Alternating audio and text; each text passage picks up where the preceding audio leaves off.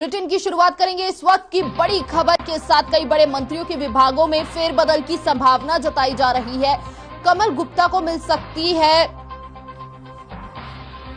स्वास्थ्य मंत्रालय, कमल गुप्ता को वित्त मंत्रालय मिलने की भी उम्मीद जताई जा रही है। देवेंद्र बबली को मिल सकता है खाद्य एवं आपूर्ति विभाग, देवेंद्र को पंचायत एवं ग्रामीण विकास भी मिलने की उम्मीद जताई जा रही है। साथ ही साथ अनूप धानक को दिया जा सकता है राजस्व विभाग। तो इस वक्त की बड़ी खबर, हर खबर हरियाणा की स्क्रीन पर हम आपको बता रहे हैं। सूत्रों के हवाले से ये जानकारी प्राप्त हुई है इस वक्त की ये बड़ी खबर। हालांकि सीएम मनोहर लाल ने शपथ ग्रहण करने से पहले ये बयान दिया था कि कोई भी फेरबदल नहीं होगी, लेकिन सूत्रों के हवाले से जो इस वक्त की ये बड़ी खबर सामने आ रही है उससे सीधे तौर पर ये कयास लगाए जा रहे हैं कि मंत्रिमंडल विस्तार के दौरान बड़ी फेरबदल हो सकती है। मंत्रालयों के बंटवारे के बीच जहां शाम तक आ सकता है विभागों की लिस्ट, अभी तक कोई भी औपचारिक ऐलान नहीं किया गया है। हालांकि कई बड़े मंत्रियों के विभागों में फेरबदल की लगातार संभावना बनी हुई है।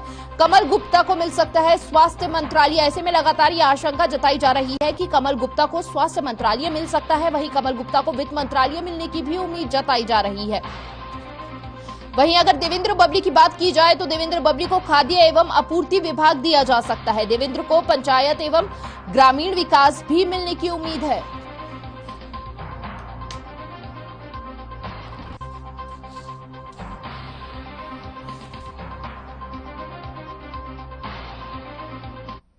और खबरों में आगे बढ़ेंगे। 134A के तहत एडमिशन को लेकर और नवनियुक्त मंत्रियों को विभाग देने को लेकर हमारे संवाददाता रवि चंदेल ने शिक्षा मंत्री कंवरपाल गुर्जर से खास बातचीत की। क्या कुछ कहा, आइए सुनाते हैं। प्रदेश के अंदर 134A के तहत अभिभावकों और स्कूल मैनेजमेंट के बीच में खींचातानी का माहौल है। इसी विषय पर चर्चा करने के लिए हमारे साथ मौजूद हैं सूबे के शिक्षा मंत्री कंवरपाल गुर्जर।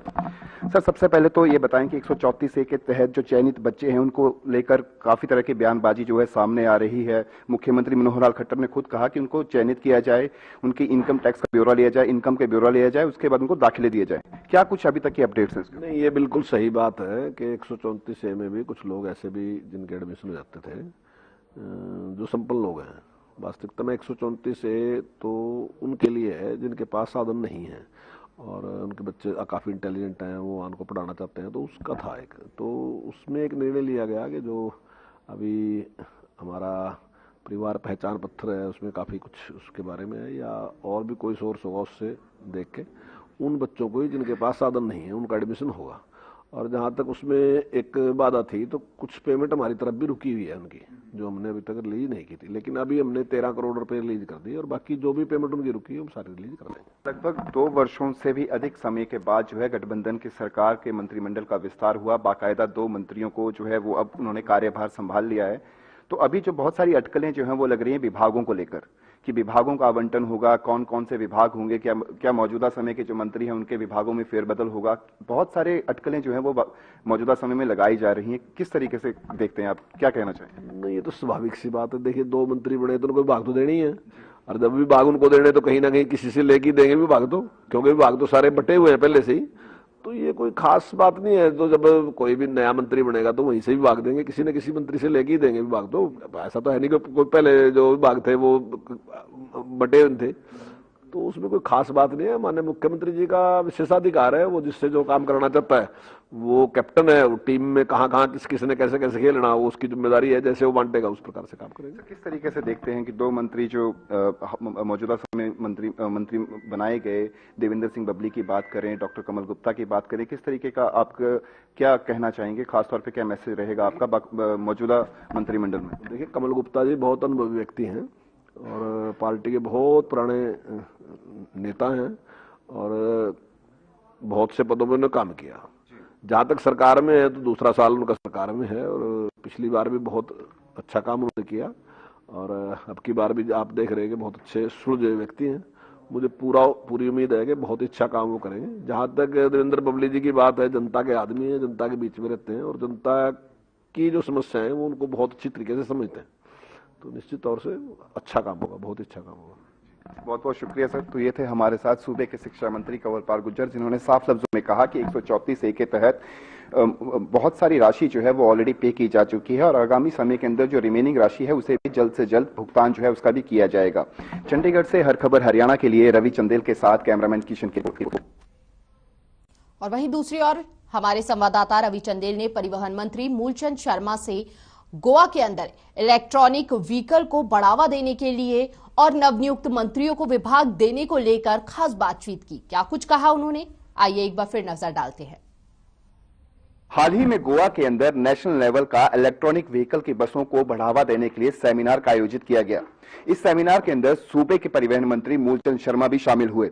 इस समय हमारे साथ मौजूद हैं सूबे के परिवहन मंत्री मूलचंद शर्मा। सर, ये बताएं कि जिस तरीके से प्रदूषण लगातार बढ़ता जा रहा है, सरकार द्वारा प्रयास किए जा रहे हैं अपने बलबूते पर, किस तरीके से जो है जो ये सेमिनार किया गया है, कितनी इलेक्ट्रॉनिक बसों जो है वो एड ऑन की जा सकती हैं हरियाणा के अंदर?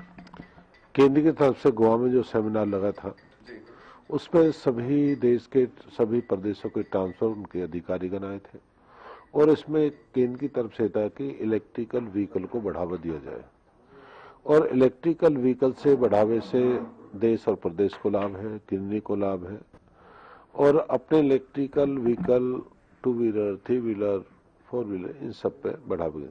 इसके लिए चार्जिंग स्टेशन कहाँ बनाए जाए, इसके कहाँ कहाँ इस तरह की सुविधा देनी है और इंडस्ट्रीज को इस तरह के बढ़ावा इंडस्ट्री तभी करेंगे जब ट्रांसपोर्ट की पॉलिसी को बढ़ावा मिलेगा। तो इस तरह से पूरा सेमिनार हुआ था। इस तरह के आने वाले समय में जो केंद्र की तरफ से डायरेक्शन है, प्रदेश और केंद्र दोनों मिलकर इसको बढ़ाने का। हाल ही में खबरें निकलकर सामने आ रही थी कि एनसीआर के अंतर्गत जो है वो इलेक्ट्रॉनिक बसेस जो हैं वो चलाई जाएंगी, उसको लेकर क्या कुछ अपडेट्स हैं फिलहाल की स्थिति में? हाँ, ये भी चलाई नहीं। आने वाले समय जैसे 2 व्हीलर है, अपना 4 है, प्राइवेट सेक्टर में इलेक्ट्रिकल व्हीकल को बढ़ावा दिया है। अभी सरकारी तौर पर इनके सरकारी ऑफिसों में है, सरकारी बस है, इनको भी बढ़ावा देने का हम काम करेंगे कि आने भी अपने बस स्टैंड पर वहाँ इलेक्ट्रिक स्टेशन लगे या अपनी सोसाइटी वहाँ पे लगे या मॉल्स हैं या दूसरे टाउन एंड कंट्री प्लान में। इस तरह से जब तक लेंगे जब तक बढ़ावा नहीं मिलेगा। सर, टोल प्लाजा खुलने के बाद से यात्रियों पर जो है वो एक्स्ट्रा बोझ जो है पड़ रहा है, किस तरीके से देखते हैं आगामी वर्ष के अंदर जो है वो क्या जो है किराए में कटौती की जा सकती है या फिर कुछ किसी और तरीके से जो है उन्हें जो है वो एक तरह से जो उनकी जेब पर जो डाका पड़ रहा है उसको घटाया जा सकता है? अभी किसी की जेब पे डाका नहीं, हरियाणा रोडवेज की जेब पे डाका पड़ रहा है, जहाँ बसों की 72 रुपए पर किलोमीटर के हिसाब से खर्चा है और हम पे जो 35 के आसपास जो मिलती है रिसीट, 35 के आसपास मिलती है। अभी तो बस चली नहीं है, अभी तो शुरुआत हुई है। कोविड के फिर हालात खराब है, अब क्या हालात रहेंगे इस समय बताएगा, उसके बाद में करेंगे। सर, ओमिक्रॉन को लेकर जो है लगातार मामले जो है हरियाणा में सामने आ रहे हैं, तो क्या परिवहन विभाग में जो है कुछ जो है वो दिशा निर्देश पारित किए जा सकते हैं? इसको लेकर क्या कुछ जो है अपडेट्स है फिलहाल? केंद्र प्रदेश की जो डायरेक्शन उसी पे काम करेंगे और लोग जागरूक हैं, लोग इससे नहीं बचाव, लोग अपना बचाव स्वयं करेंगे और केंद्र प्रदेश की तरफ से भी डायरेक्शन में अपनी दूरी, फेस मास्क लगा के अपना दूरी बना के इससे भीड़ से बच कर रहना, जो डायरेक्शन यही है। और बस तो आज भी खाली है, बस फुल भी नहीं है। हाल ही में गठबंधन की सरकार के मंत्रिमंडल का विस्तार हुआ, 2 नए मंत्री जो हैं बनाए गए हैं, किस तरीके से देखते हैं? बहुत सारी अटकलें जो हैं वो लग रही हैं कि कौन से विभाग जो हैं उन्हें मिलेंगे, किन मंत्रियों के विभागों में फेरबदल किया जाएगा। बहुत सारी अटकलें जो हैं, अटकलों का बाजार जो है काफी गर्म हुआ पड़ा है। किस तरीके से देखते हैं? आपकी अपनी क्या व्यक्तिगत प्रतिक्रिया इस पे? मुख्यमंत्री के धन्यवाद करेंगे और प्रदेश अध्यक्ष जी का, मुख्यमंत्री का, हमारे 2 साथी नए मिले हैं, सब मिलकर काम करेंगे और प्रदेश के हित में काम करेंगे। बहुत बहुत शुक्रिया सर। तो ये थे हमारे साथ सूबे के परिवहन मंत्री मूलचंद शर्मा, जिन्होंने साफ लफ्जों में कहा कि आगामी वर्ष के अंदर जो है वो इलेक्ट्रॉनिक बसेस जो हैं वो हरियाणा में चलाई जा सकती हैं। चंडीगढ़ से हर खबर हरियाणा के लिए रवि चंदेल के साथ कैमरामैन किशन की रिपोर्ट। और गुरुग्राम में जिला उपायुक्त ने नए साल के जश्न पर निर्देश जारी किए हैं। उन्होंने रात 11 बजे से 5 बजे तक नाइट कर्फ्यू लगाया है। साथ ही कहा कि पब, बार और मॉल्स में नए साल के जश्न को मनाने वाले कोरोना गाइडलाइन के तहत ही मनाएं। डीसी का सख्त निर्देश, कानून का सख्ती से पालन किया जाए।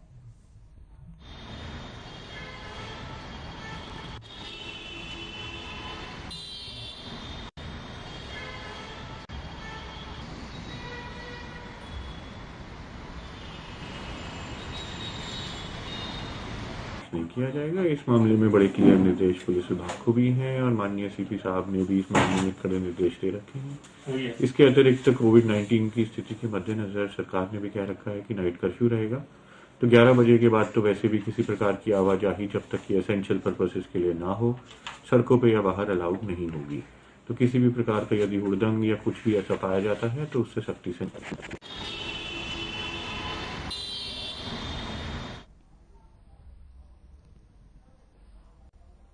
और देश और प्रदेश में ओमिक्रॉन मामलों में लगातार इजाफा हो रहा है, जिसके बाद हरियाणा सरकार और अन्य सरकारें लगातार कड़े कदम उठा रही है। इसी कड़ी में हरियाणा सरकार ने नाइट कर्फ्यू लगा दिया है। साथ ही बिना वैक्सीनेशन के अब सार्वजनिक स्थानों पर 1 जनवरी से रोक लगा दी है, जिसके बाद अब सोनीपत जिले में वैक्सीनेशन सेंटरों पर भारी भीड़ देखने को मिल रही है। हालांकि निजी और सरकारी अस्पतालों में बेड की संख्या बढ़ाई गई है और ऑक्सीजन प्लांटों में भी इजाफा किया जा रहा है।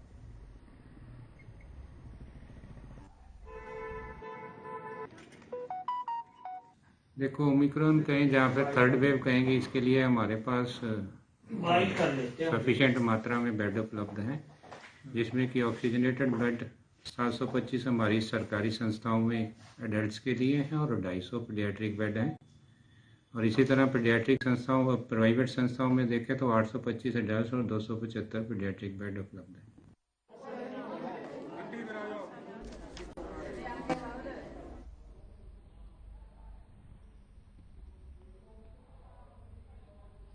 और खबरों में आगे बढ़ेंगे। पानीपत से विधायक प्रमोद विज की एमएलए हॉस्टल की पार्किंग में खड़ी गाड़ी में अज्ञात व्यक्तियों ने आग लगा दी, जिसका एक सीसीटीवी फुटेज भी सामने आया है। सीसीटीवी में साफ नजर आ रहा है कि पहले व्यक्ति कार का शीशा तोड़ता है और फिर कार में आग लगा देता है। वहीं हमारे संवाददाता रवि चंदेल ने Chandel Sharma in charge MLA hostel के इंचार्ज और विधायक प्रमोद कुमार विज के साथ ही नवनियुक्त मंत्री कमल गुप्ता से भी बातचीत की है। क्या कुछ कहा उन्होंने, आइए दिखाते हैं।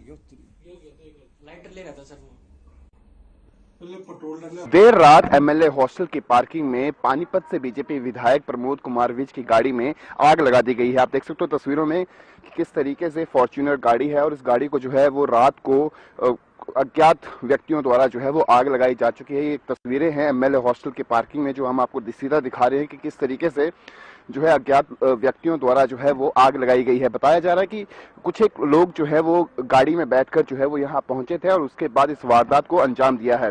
क्या कुछ घटना घटी, आप तस्वीरों में साफ देख सकते हैं किस तरीके से आग जो है वो अज्ञात व्यक्तियों द्वारा लगाई गई है। ये तस्वीरें हम आपको सीधा दिखा रहे हैं एमएलए हॉस्टल की पार्किंग से, जहां पे बीजेपी के पानीपत से विधायक प्रमोद कुमार विज की गाड़ी में आग लगा दी गई है। ये कुछ तस्वीरें हैं एमएलए हॉस्टल की पार्किंग की।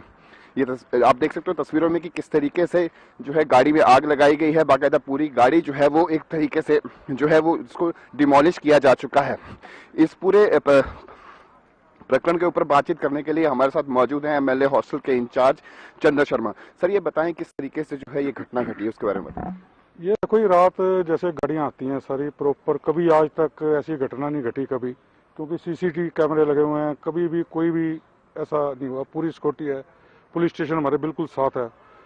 तो अपराधी ने बहुत बड़ी ये हिम्मत की है। रात को गाड़ियां खड़ी थी इसी जगह पे, ये गाड़ी जैसे खड़ी थी तो कोई एक आदमी आया, उसने आगे शीशे पे 2-3 बार मारा और साइड पे मारा। साइड का शीशा तो टूटा नहीं, सामने वाला हल्का सा शेड हो गया और तुरंत वो भाग गया। ये घटना हमने रात को सीसीटीवी में देखी थी कि एमएलए हॉस्टल की पार्किंग में आग लगने बीजेपी विधायक प्रमोद विज की गाड़ी में आग लगने के बाद नवनियुक्त मंत्री जो हैं कमल गुप्ता भी यहाँ पे पहुंच चुके हैं। सर, किस तरीके से देखते इतनी बड़ी घटना जो है एमएलए के हॉस्टल में? बड़ी दुखद घटना है और ये दुखद घटना स्वयं हुई, टेक्निकल कारण से हुई या ये जानबूझकर हुई, इस बात की तह में जाया जाएगा और उचित से उचित कार्रवाई की जाएगी। सर, प्रमोद कुमार विज जो हैं वो विधायक जो हैं वो यहाँ पे पहुंचे हुए हैं और लगातार इसका संज्ञान लिया जा रहा है। सर, ये बताएं कि आग लगने के क्या कुछ कारण रहे हैं, क्या कुछ बताया गया है अभी तक आपको? कहना बहुत मुश्किल है। किसी से द्वेष नहीं है, किसी से झगड़ा नहीं है। मुझे याद नहीं पड़ता कि मैं 5-10 साल में किसी से कोई ऐसा झगड़ा हुआ हो या कोई गांठ हो, किसी भी तरह का, चाहे बिजनेस का चाहे किसी भी तरह का। लेकिन वारदात तो हुई है ये, और मैं समझता हूँ कि जहाँ तक सिक्योरिटी की बात है, मैं पहले कम्प्लीटली सेटिस्फाइड था। घर पे भी सिक्योरिटी है, हमारे गाड़ी में सिक्योरिटी है, विधानसभा में आते हैं, हरियाणा बोनिया एमएलए हॉस्टल, कहीं दिक्कत नहीं है। मुझे तो ये लगता है सामाजिक तत्व जिसने ये कांड किया है, ये भी हो सकता है शराब पी के आया हो। उसको तो किसी गाड़ी को डैमेज करना था, बाई चांस मेरी गाड़ी डैमेज होगी उसमें। लेकिन सीरियस मैटर है, इसको पुलिस छानबीन करेगी और वो तह तक जरूर पहुंचेगी। कोई भी निर्णय उसके बाद लिया जाएगा। ये थे पानीपत से बीजेपी के विधायक जिन्होंने कहा कि उनकी किसी से भी राजनीतिक या फिर पर्सनल कोई रंजिश नहीं है, लेकिन उसके बावजूद उनके साथ ये घटना घटी है। तो इसको लेकर हालांकि वो चिंतित जरूर है। उन्होंने कहा कि आज से पहले कभी भी सिक्योरिटी का कोई इश्यू नहीं आया, लेकिन इस बार जब सिक्योरिटी के इश्यूज आए हैं तो जाहिर तौर पर जो है इसके ऊपर जो है वो आगामी दिनों के अंदर कार्रवाई जो है वो जरूर की जाएगी। और उन्हें पूरा यकीन है कि पुलिस जो है वो इन दोषियों को जो है जल्द से जल्द धर पकड़ेगी। चंडीगढ़ से हर खबर हरियाणा के लिए रवि चंदेल के साथ कैमरामैन किशन की रिपोर्ट। वहीं एसपी सिटी केतन बंसल ने एमएलए हॉस्टल पहुंचकर मौके का मुआयना किया। वहीं विधानसभा स्पीकर ज्ञानचंद गुप्ता ने इसे सिक्योरिटी में बहुत बड़ी चूक बताया है। साथ ही कहा कि सीसीटीवी में पंजाब की गाड़ी का नंबर सामने आ रहा है। हम विधायक की सिक्योरिटी बढ़ाने के लिए पत्र लिखेंगे।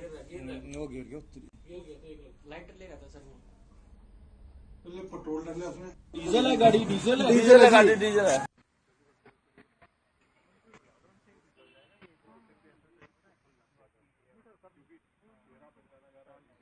अभी तो इन्वेस्टिगेशन कर रहे हैं। जो हमारे आया था कि गाड़ी को आग लगा दी है रात में, कोई लड़के आए हैं, तो हम गाड़ी की सीसीटीवी फुटेज वगैरह देख के सब अपनी टेक्निकल और ह्यूमन इंटेलिजेंस से केस को इन्वेस्टिगेट कर रहे हैं। जी, किन धाराओं के तहत फिलहाल मामला दर्ज किया गया है? ये केस 425, 426 और 353 के तहत दर्ज हुआ है। सीसीटीवी फुटेज में बताया जा रहा है कि अभी देख रहे हैं जी, अभी देख रहे हैं। जैसे आप कुछ सॉल्व होता है तो आपको बताएंगे। गाड़ी का नंबर कुछ ट्रेस अभी निकालने की कोशिश कर रहे हैं। सीसीटीवी फुटेज हमारी टीम लगी हुई है, देख रही है। देखिए, मुझे सुबह लगभग 7 बजे इस घटना की जानकारी मिली कि कुछ शरारती तत्वों ने हमारे आदरणीय विधायक श्री प्रमोद विज जी की गाड़ी को आग लगाने की कोशिश की है। कोशिश क्या, उन्होंने आग लगाई है। 2 बार अटेम्प्ट किया। पहली बार जो व्यक्ति है वो गाड़ी में आया, यहाँ पर आकर के नीचे उतर करके उसने गाड़ी का शीशा तोड़ा। शीशा तोड़ करके होल किया और उसके बाद जब वो गाड़ी का सायरन बज गया उसके पश्चात वो भाग गया। लेकिन आधे घंटे के पश्चात फिर वो गाड़ी के अंदर उसी गाड़ी में आया है और उस गाड़ी के अंदर से एक पेट्रोल की जो बोतल उसके हाथ में थी, वो बोतल ले जाकर के उसने गाड़ी पर डाल करके वहाँ लाइटर से, जो दिख रहा है उसमें कि लाइटर से उसको टॉर्च किया है और गाड़ी जली है। कारण क्या है इसका, ये तो जांच का विषय है। लेकिन मैं समझता हूँ कि इस प्रकार की घटना एमएलए हॉस्टल के अंदर होना एक बहुत, समझता हूँ कि हमारे लिए चिंता। और फरीदाबाद के गांव तिलपत के हनुमत कॉलोनी में लगभग 50 लाख की लागत से बनने वाली सड़क का विधायक राजेश नागर ने नारियल फोड़कर उद्घाटन किया। इस मौके पर पहुंचे कॉलोनी वासियों ने विधायक राजेश नागर जिंदाबाद के नारे लगाते हुए फूल मालाओं से जोरदार स्वागत किया। विधायक राजेश नागर ने कॉलोनी वासियों को संबोधित करते हुए बताया कि केवल बीजेपी सरकार ही एक ऐसी सरकार है जो सबको साथ में लेकर चलती है। साथ ही कहा कि जल्द ही अब कॉलोनियों को मूलभूत सुविधाएं मिलनी शुरू हो जाएंगी। राजेश नागर जी भी हमारे बीच में हमारे प्रिय विधायक पहुंच चुके हैं। आप लोगों ने यहां से भारतीय जनता पार्टी को 97,000 वोट देकर हरियाणा में सबसे ज्यादा वोट अगर किसी को मिली है 90 के 90 विधानसभा में, तो तिगांव विधानसभा को मिली है। तो उसके हिसाब से मेरा कर्तव्य, मेरी ड्यूटी और भी बनती है। आपके जो भी विकास कार्य रुके हुए हैं, अभी 2 साल के समय में कोरोना की वजह से थोड़े विकास कार्यों में कमी आई थी, पर आने वाले जो भी 3 साल है, आपका कोई भी विकास कार्य अधूरा नहीं रहेगा, सबको पूरा किया जाएगा।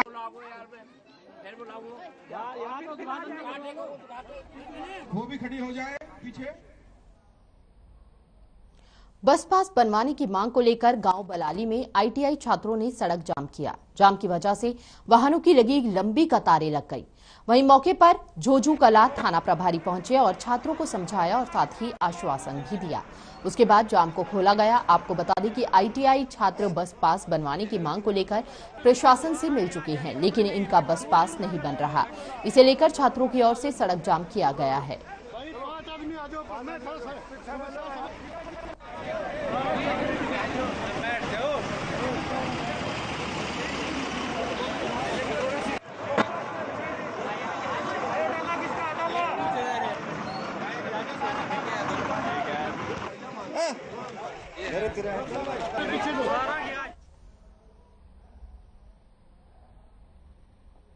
और हिसार से चंडीगढ़ NH 52 पर ग्रामीणों ने एयरपोर्ट के कारण रास्ता बंद होने को लेकर धरना जारी किया।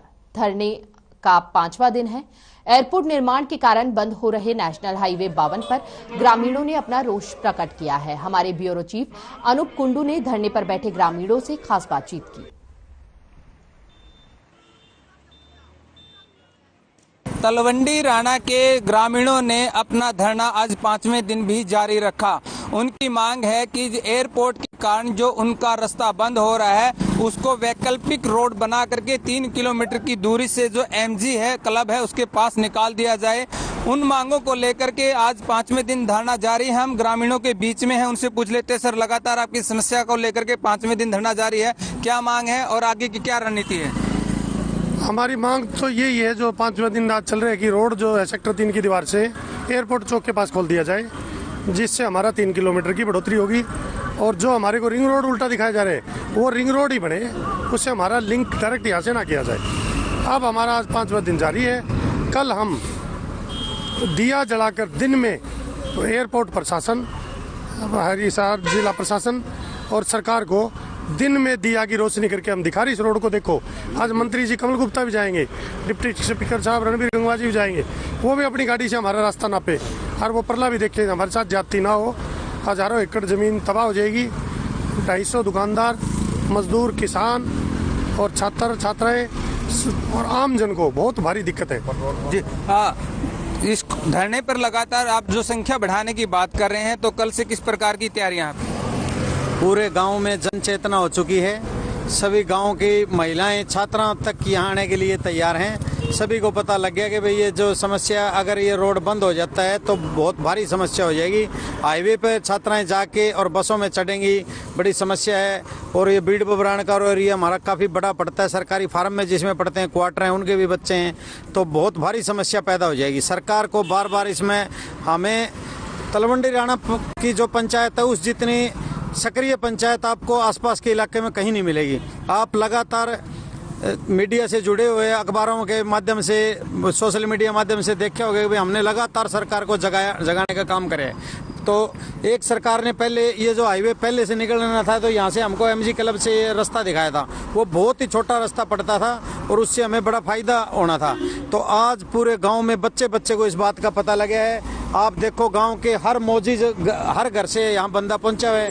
कल से यहाँ महिलाएं भी आने के लिए तैयार हैं। कैंडल मार्च निकाल के पूरे गांव में सरकार को जगाया जाएगा, रोशनी दिखाएंगे और सरकार को ये जल्द से जल्द मांग पूरी कर देनी चाहिए। और नई साल के ऊपर मैं चाहता हूँ भाई सरकार यहाँ आके जल्दी से जल्दी और नई सरकार पर आके हमारी तलवंडी राणा को रोड का तोहफा दे दे। हम सरकार का धन्यवाद करेंगे। और कुछ अन्य खापों का भी कह रहे हैं आपको समर्थन मिला है? हाँ, कल हमें अन्य खापों का भी समर्थन मिला था। यहाँ से हमारे जो सुंडा साहब किसान नेता हैं, उन्होंने किसानों की भी अगुवाई की थी और कल उन्होंने यहाँ आकर हमारे धरने को समर्थन दिया है। साथ ही CITU के नेता भी यहाँ हमारा समर्थन करने आए थे और रिटायर कर्मचारी नेता भी यहाँ आकर हमारे धरने का समर्थन किया है। जी, और आगे देखिए, ये हमारे साथ तलवंडी राणा जो गांव है उसके ग्रामीण और मौजूद व्यक्ति, सरपंच प्रतिनिधि, तमाम लोग हमारे साथ हैं, जिनका कहना है कि अगर सरकार ने उनकी मांगे नहीं मानी तो कल से धरने पे महिलाओं की जो संख्या है वो बढ़ा दी जाएगी। छात्र छात्राएं धरने पे आ जाएंगे। और इसके साथ साथ कल उन्होंने सरकार को चेतावनी दी है कि दिन के समय में दिया जला करके वो सरकार को जगाने का काम करेंगे। और अगर फिर भी सरकार नहीं जागती और इनकी मांगे नहीं मानती है तो ये इस धरने को इसी प्रकार से अनिश्चितकालीन धरना बना करके आगे चलते रहेंगे। अपने सहयोगी के साथ अनूप कुंडू, हर खबर हरियाणा, हिसार।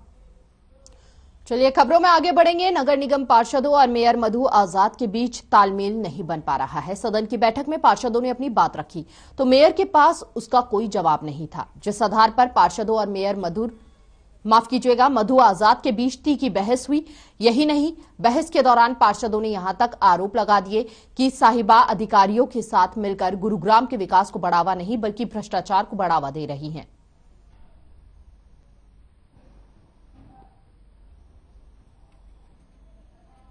कार्रवाई सभी को ईमेल द्वारा भेजी। ये कारण आज पहला कारण नहीं है। ये हर मीटिंग के अंदर मेयर अपना दायित्व भूल जाती हैं और अपनी गरिमा भूल जाती हैं जिस पद पर वो बैठी हैं। हमने कई दफ़ा अपने जब सदन के अंदर हम अपनी आवाज़ उठाते हैं, गुड़गांव वासियों की आवाज़ उठाते हैं, तो उनका दायित्व ये बनता है हमारी आवाज़ को और बुलंद करें, लेकिन वो क्या कारण है, वो हमारी बातों को दबा देती हैं। इसका आज तक किसी को नहीं पता चला। हर मीटिंग के अंदर ये हुआ है। और जब मैंने रेडी का मुद्दा उठाया, मैंने और मुद्दे उठाए, तो ना तो किसी अधिकारी के पास उसका जवाब मिला और ना ही मेयर के पास, बल्कि मेयर साहिबा तो हमारी आवाज़ को दबाना चाहती हैं। वो कारण समझ नहीं आया कि हमारी आवाज़ क्यों दबाती हैं, इसके पीछे का कारण क्या है, जबकि उनका दायित्व तो ये बनता है कि वो उस आवाज़ को और ज़्यादा उठाएं, हमारी को डबल करके उसको गुड़गांव वासियों के लिए और उठा के चलें वो, लेकिन वो उस हमारी आवाज़ों को दबा देते हैं।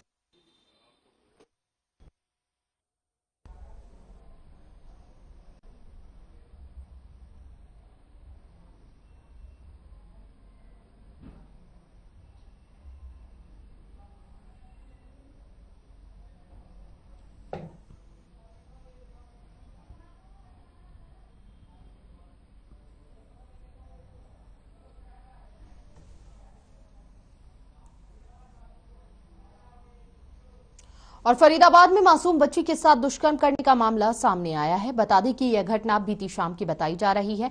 जानकारी के मुताबिक बच्ची अपने घर में ट्यूशन के लिए निकली थी।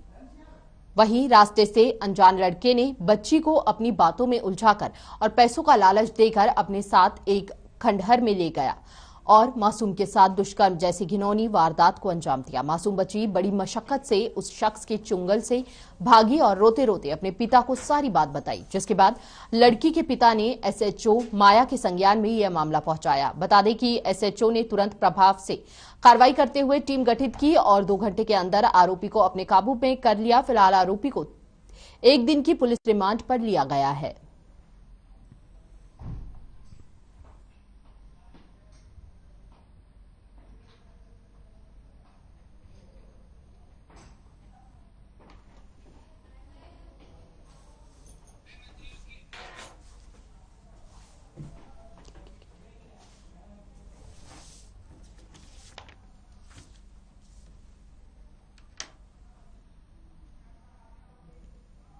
और इस वक्त की बड़ी खबर सामने आ रही है। मंत्रियों के विभागों का बंटवारा हो रहा है। इस वक्त की हर खबर हरियाणा पर यह बड़ी खबर, नए मंत्रियों के विभागों का बंटवारा। कमल गुप्ता और देवेंद्र बबली को मिलेंगे विभाग। डॉक्टर कमल गुप्ता को स्थानीय विकास, देवेंद्र बबली को पंचायत राज और पुरातत्व का विभाग और नए मंत्रियों के विभागों का कुछ इस रूप से बंटवारा हो रहा है। इस वक्त की बड़ी खबर पे नजर डालेंगे।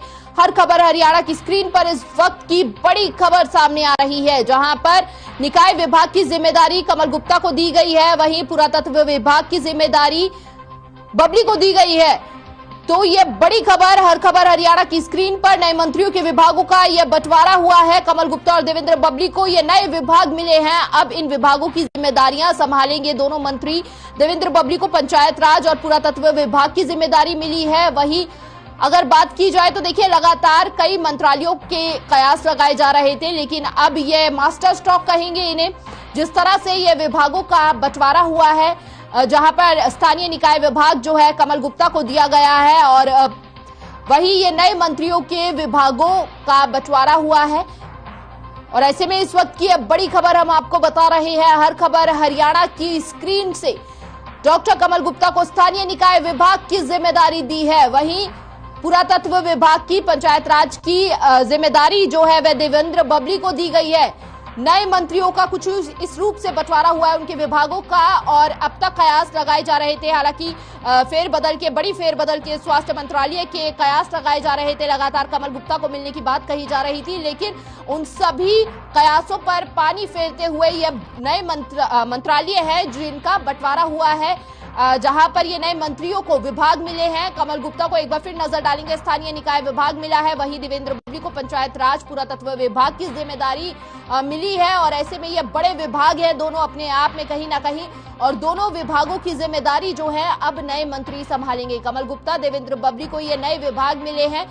हर खबर हरियाणा की स्क्रीन से ये बड़ी खबर इस वक्त की, नए मंत्रियों के विभागों का बंटवारा हो गया है। नए विभागों की जिम्मेदारी अब संभालेंगे नए मंत्री। दोनों नए मंत्रियों के जो अब तक कयास लगाए जा रहे थे मंत्रालय के बंटवारे को लेकर, लेकिन उन सब पे पानी फेरते हुए यह मंत्रालय उन्हें मिले हैं।